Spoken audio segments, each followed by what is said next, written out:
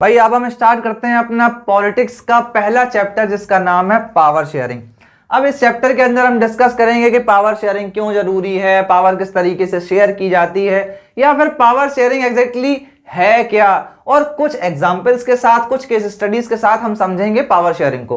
तो सबसे पहले हम बात करते हैं कि पावर शेयरिंग एग्जैक्टली होती क्या है।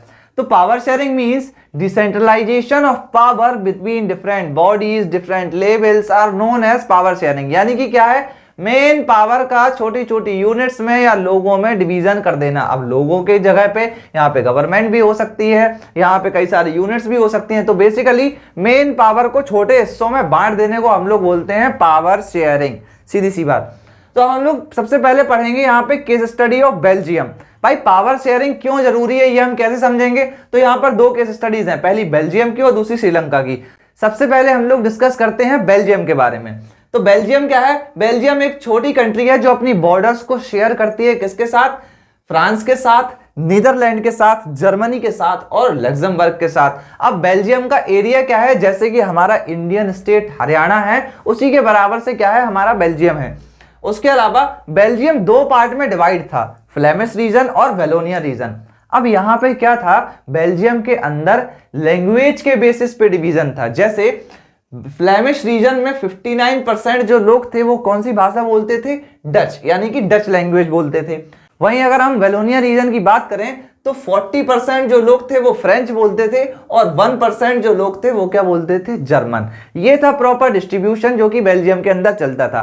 अब जो कहने के लिए जो फ्रेंच कम्युनिटी थी और डच कम्युनिटी थी, इनके बीच में क्लैश होना स्टार्ट हो जाता है कब, 1950s टू 1960s के बीच में इनके बीच में मतभेद होना स्टार्ट हो जाता है। अब बेल्जियम की कैपिटल होती है ब्रुसेल्स, और ब्रुसेल्स के अंदर क्या डिवीजन था, यहाँ पे जस्ट उल्टा ही था, 80% थे फ्रेंच स्पीकिंग और 20% थे डच स्पीकिंग। अब ये जो अभी टेंशन अराइज हुई है, जो कन्फ्लिक्ट आपस में या मतभेद होने लगा, इसका कारण एग्जैक्टली था क्या, तो उस कारण को हम लोग समझते हैं। भैया कारण ये था कि जो फ्रेंच माइनॉरिटी थी, माइनॉरिटी मतलब फ्रेंच स्पीकिंग लोग जो थे वो क्या थे, कम थे, जनसंख्या में कम थे, लेकिन इनके पास पैसा बहुत ज्यादा था। और सीधी सी बात है, जिसके पास पैसा है वो पावरफुल तो होगा ही। और फ्रेंच कम्युनिटी पावरफुल भी थी, पैसा भी था, जिस वजह से इनको educational as well as economic development बहुत जल्दी मिल जाते थे। वहीं अगर हम बात करें डच की, तो डच को ये सारी एजुकेशनल फैसिलिटीज, इकोनॉमिक फैसिलिटीज, ये सब चीजें क्या है बहुत बाद में मिलती थी। क्यों, क्योंकि सारा का सारा डोमिनेशन तो भैया फ्रेंच का था। इसी वजह से इनके बीच में होने लगता है मतभेद।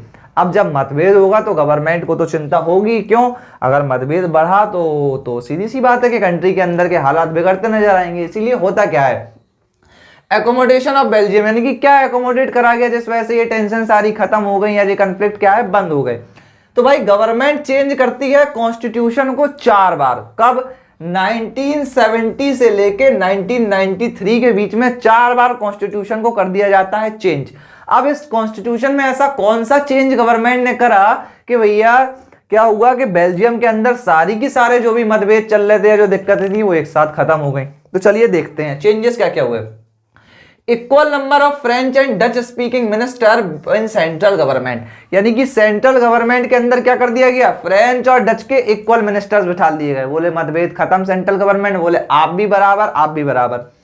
दूसरा चेंजमेंट, एक एक्ट पास किया जाता है जिसके तहत क्या डिसाइड कर दिया जाता कि कोई भी single community, no single community can take a decision independently. मतलब कोई एक कम्युनिटी अकेले ही कोई फाइनल डिसीजन नहीं ले सकती, उसको कंसेंट की जरूरत होगी सभी की, कि भाई दोनों कम्युनिटी राजी हो और दोनों के कमेंट के बाद ही क्या है वो पर्टिकुलर डिसीजन पास हो और वो कंट्री में लागू किया जाए।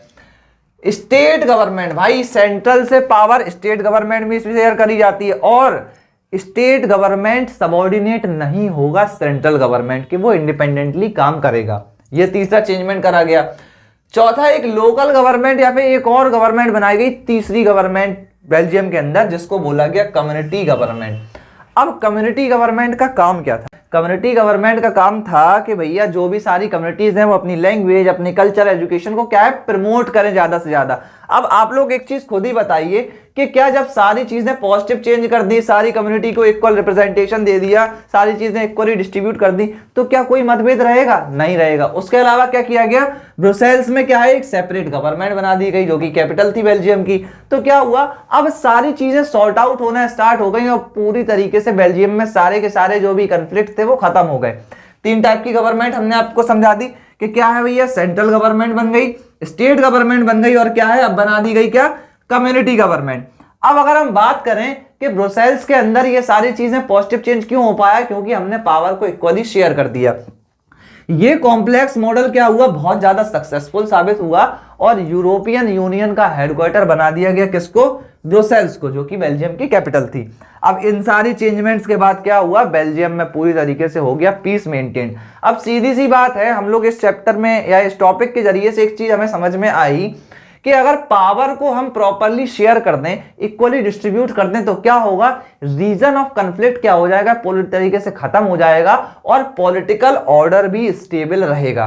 तो ये तो हो गया क्या, या फिर कहने कि पावर शेयरिंग डिजायरेबल, उसका पोटेंशियल रीजन यही हो सकता है क्या, कि रीजन ऑफ कन्फ्लिक्ट या फिर कन्फ्लिक्ट, जो भी सोशल कन्फ्लिक्ट है उनको कम कर देता है और क्या, पॉलिटिकल ऑर्डर मेंटेन रहता है। बेल्जियम में क्या हुआ, पावर इक्वली शेयर्ड हो गई, वो सारे कन्फ्लिक्ट खत्म, ये हो गया पॉजिटिव चेंज। अब हम आगे टॉपिक में समझेंगे कि श्रीलंका में किस तरीके के माहौल थे और वहां का रिजल्ट क्या हुआ।